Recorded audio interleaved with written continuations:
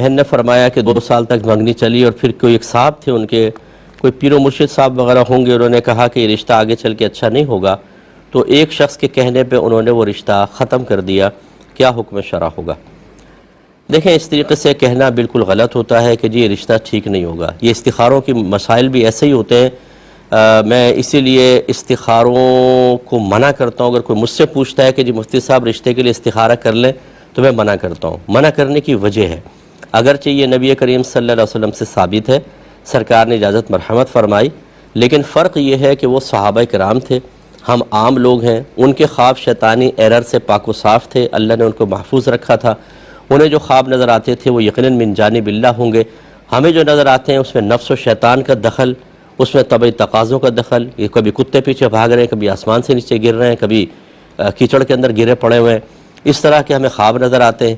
تو اس لیے یہ ضروری نہیں ہے کہ ہمیں جو خواب میں اشارہ نظر آ رہا ہے وہ ضرور اللہ تبارک و تعالیٰ کی طرف سے ہو۔ پہلی بات تو یہ۔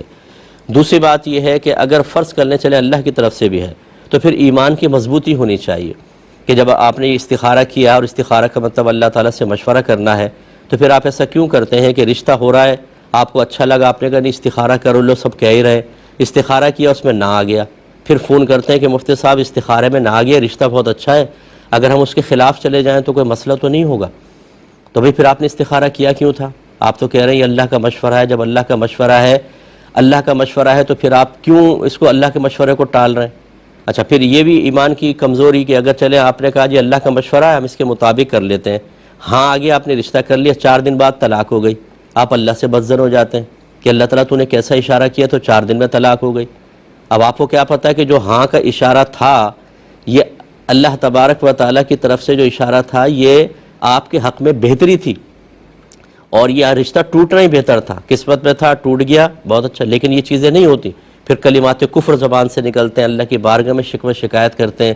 تو اس طریقے سے ہم مشورہ دیتے ہیں کہ آپ مشورہ کریں اور تدبیر اختیار کریں، یہ استخارے وغیرہ نہ کریں۔ اب جیسے یہ ہے، اب انہیں کیسے پتہ چل گیا کہ مستقبل کے اندر یہ رشتہ اچھا نہیں ہوگا، رشتہ توڑوا دیا کسی کا، ان سے اسی ٹائم پوچھتے ہیں نا کہ بتاؤ میری جیب میں کیا، استخارہ کر کے بتائیے، آپ بتائیں میں کیا کھا کر آیا ہوں۔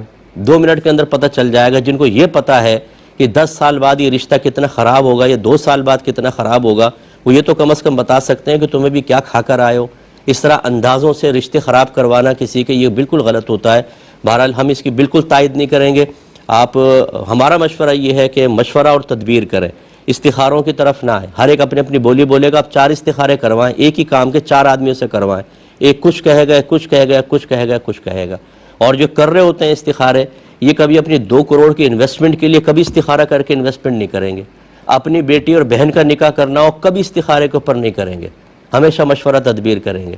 یہ بات میری بری تو بہت لگے گی سب کو، کیونکہ یہ دوسروں کے بچوں کی زندگیاں خراب کر رہے ہیں، دوسروں کے رشتے توڑوا رہے ہیں، دوسروں کے بارے میں بدگمانیاں پیدا کر رہے ہیں، اپنے لیے وہی تدبیر اور مشاورت چل رہی ہے۔ اس لیے ہم تو وہ بات کہیں گے جو اپنے لیے پسند کرتے ہیں وہ آپ کے لیے کریں گے۔ ہمارا یہ آج مسلمان کا ظرف اتنا مضبوط نہیں رہا، نہ اعتقاد اتنا مضبوط ہے کہ وہ استخارے پہ کیے گئے فیصلے پہ پھر اللہ کی رضا پر راضی بھی رہے اور صحیح بھی آ جائے۔ اس لیے ہمارا مشورہ مانیں تو ایسے ہی کریں جیسے ہم نے آپ کو عرض کیا، اور جس نے یہ کیا ہے اس نے بالکل غلط کیا، خواہ مخواہ رشتہ توڑوا دیا اور وہ گناہگار ہوگا۔